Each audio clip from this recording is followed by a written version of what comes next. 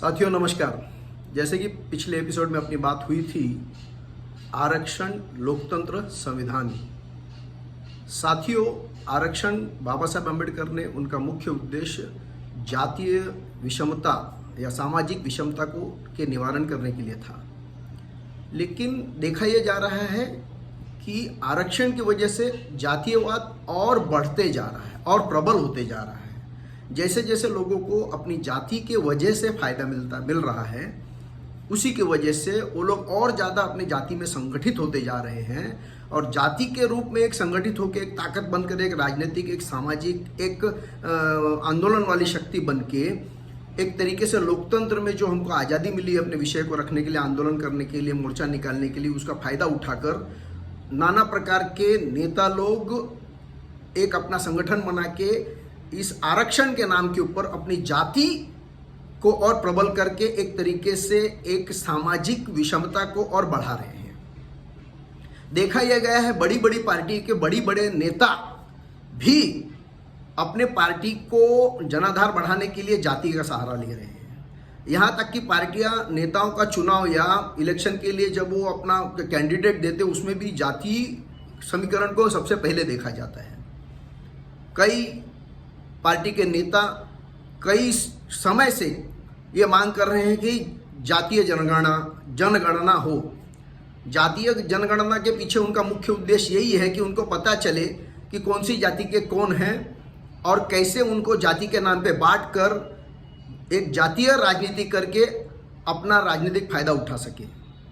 कई ऐसी पार्टियां हैं जो केवल और केवल जाति के नाम पे बनी हुई हैं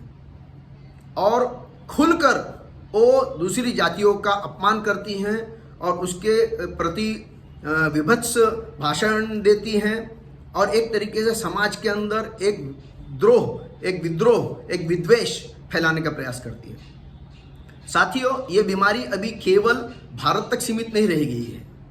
कल ही 4 दिन पहले अमेरिका प्रेसिडेंट राष्ट्रपति डोनाल्ड ट्रंप के व्यावसायिक सलाहकार या व्यापारिक सलाहकार पीटर नवरो, इन्होंने जाति सूचक एक वक्तव्य दिया।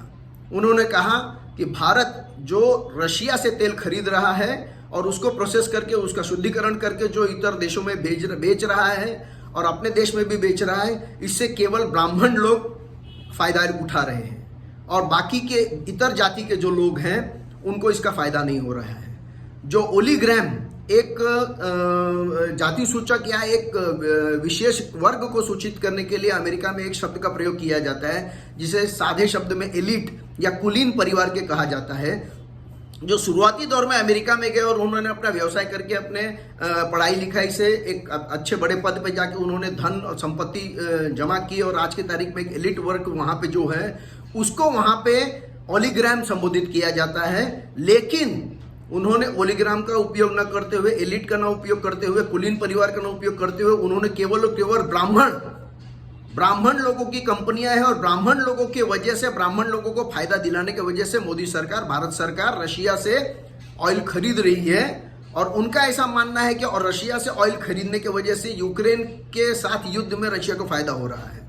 लेकिन साथियों, ऐसा कुछ है नहीं। भारत में सरकारी ऑयल कंपनियां हैं जो ऑयल खरीदती हैं और 2 जो निजी कंपनियां हैं, रिलायंस और नायरा। तो रिलायंस तो जैसे आप जानते हैं धीरूभाई अंबानी जी, मुकेश अंबानी जी की मालिकी की है और दूसरी जो कंपनी है नायरा, उसके अंदर पुतिन के रशिया का उसके अंदर 51% स्टेक है। और एक चीज आपको बताना चाहूंगा कि सरकार के इस निर्णय के वजह से या सरकार के किसी भी निर्णय के वजह से अगर किसी कंपनी को ऑर्गेनिक जो प्रॉफिट, जो नैसर्गिक रूप से उनको जो मुनाफा होता है, फायदा होता है, उसकी जगह पे अगर कोई विंडफॉल फायदा होता है यानी अधिक केवल उस राजनीतिक निर्णय की वजह से वो फायदा हो रहा है, तो उसके ऊपर सरकार एक अलग से टैक्स लगाती है। अलग से टैक्स, वो उस टैक्स के माध्यम से पिछले समय पे 44,000 करोड़ से 48,000 करोड़ रुपये तक का कर भारत सरकार को मिला है केवल और केवल इस निर्णय के हिसाब से। और जिस तरीके से यहाँ की पॉलिटिकल और जो सोशल डिस्पेंसेशन है और सोशल मीडिया या तो जो मीडिया है जो खास तौर पे अर्बन नक्सल और कम्युनिज्म और जो यूपीए या इंडी सरकार को समर्थन करने वाले लोग हैं, वो लोग भी एक तरीके से इसका समर्थन कर रहे हैं।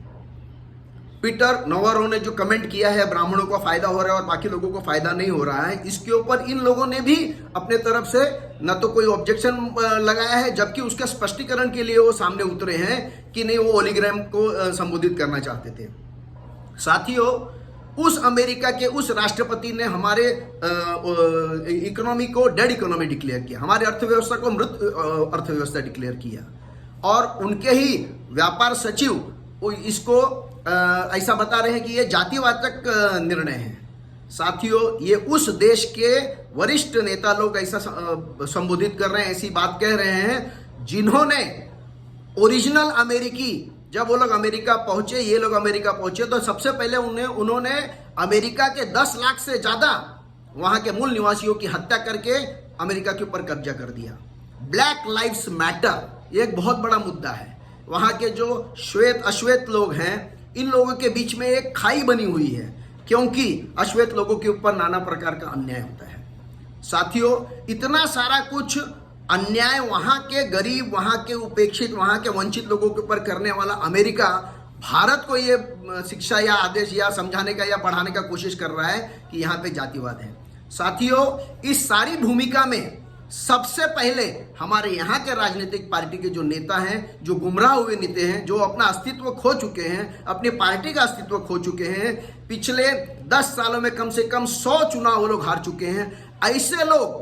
ऐसे लोग हताश होकर ऐसे वक्तव्यों का समर्थन करते हैं। हम लोगों को जो मुद्दा मैं आपके सामने लाना चाहता हूं वो केवल यही है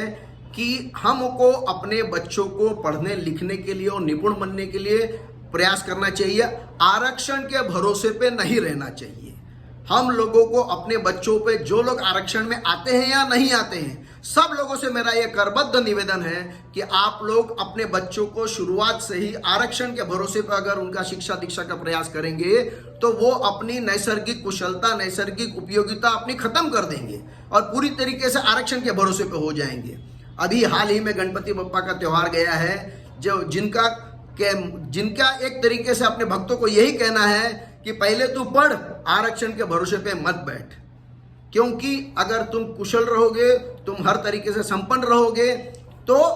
तुम्हें ऐसे आरक्षण की जरूरत पड़ेगी नहीं। और फिर ये जो नेता, ये जो ऐसे पार्टियां हैं, वो आपके इस कमजोरी का फायदा उठाकर हमारे देश में विद्रोह या विघटन या विद्वेष फैलाने का उनको मौका नहीं मिलेगा।